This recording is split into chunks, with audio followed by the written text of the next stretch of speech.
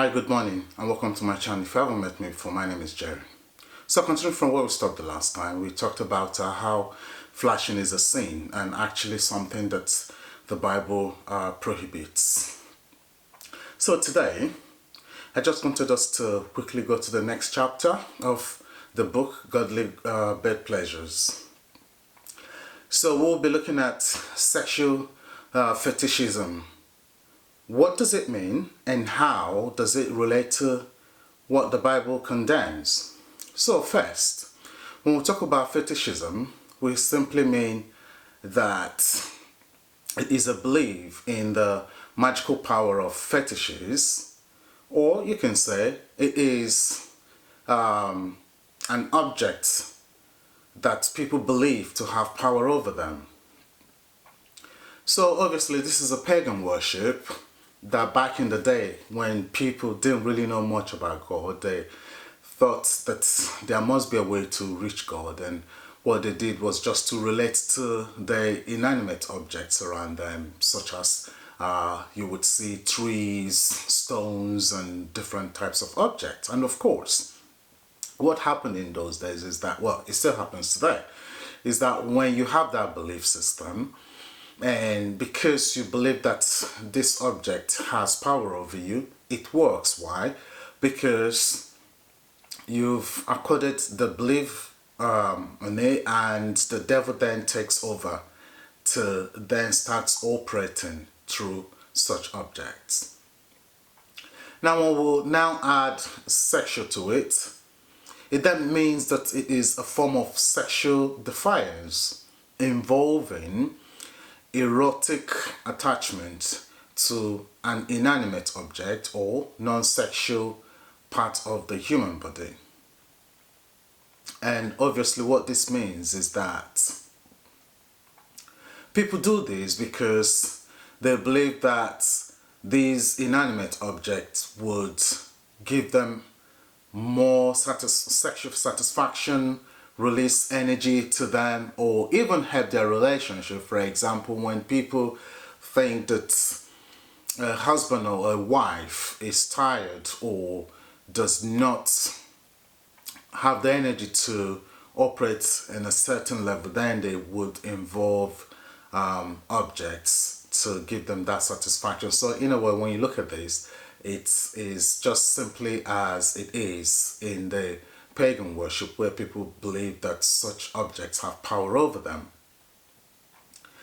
However, you would find that this is not a case of sexual satisfaction, because it goes beyond what it looks like. When you look at Asian paganism. Now, the reason I'm mentioning Asian is that in most parts of the world, because of either Christianity or other forms of religious belief, people are just moving away from the traditional pagan system.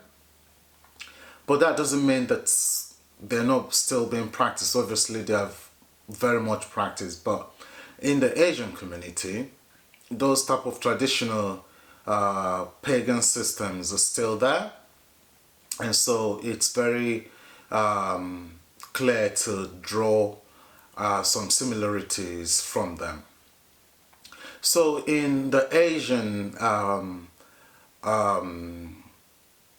religious system, such as Hinduism and other forms of pagan worship system there, you would find that people have been worshipping their small gods using this sexual fetishism, and that's because it relates to a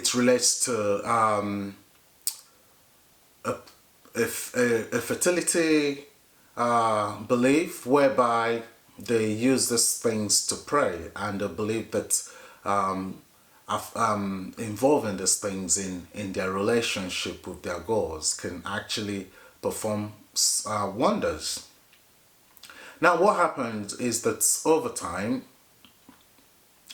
Europeans traveling to Asia and obviously dabbling into their system of worship found these things and realized that actually individuals and married people do have small items that they involve in their sexual life, and then they bought into such ideas and brought them to the European community.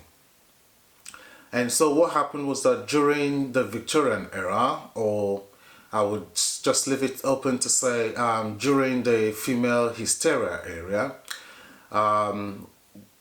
when this is obviously something called hysterical paroxysm, and today that thing is just known as just orgasm as we know it. Back in the day, people didn't really know much of it, and so they thought it was just something different and something very terrible. So when women felt hysterical in that capacity, what happened was that they took them to hospital. And obviously there were so much confusions then, but later on one doctor called Galen of Pergamon then devised a system to help women receive relief, and it was something called pelvic massage. So pelvic massage is simply the equivalence of Asian yoni massage, which is really masturbating the female organ. So he introduced it where women were given this pelvic massage in the hospital to give them relief. So this was so much, it's a very hard job for doctors giving it to women. And eventually one Dr. Mesmer then brought in the system called hypnosis. So it was called mesmerism, and it just another form of relief. However, doctors actually preferred the pelvic massage, but it was very, very laborious to give. And eventually another doctor, a British doctor, Granville, then devised the first electromechanical vibrator in the 1880s. Now this electromechanical vibrator was, you would say, the first vibrator that was produced for this particular purpose. Before then there were woods and other ancient systems for sexual fetishism.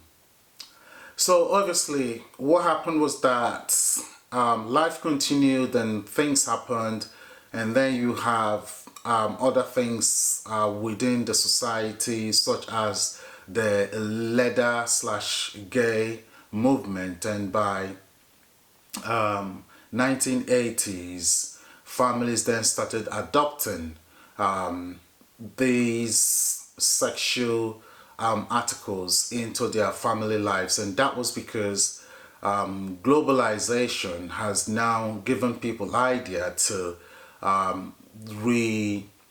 rework on this first electromechanical vibrator, and then made it very, very portable, and changed it into different forms where you have dildos, you have plastic things, and what have you. And then obviously people have now gone beyond that to produce other sexual articles that were never thought of. And I thought that this is just a very simple history that would help you. Now in God's eyes, this is prohibited, as I did explain in my book. In the book of Ezekiel, you would find that the Bible was very, very explicit and actually banned most of these practices. Now Christians today have started adopting these things, thinking that it is fun, but it isn't, because the Bible says clearly not to engage in them.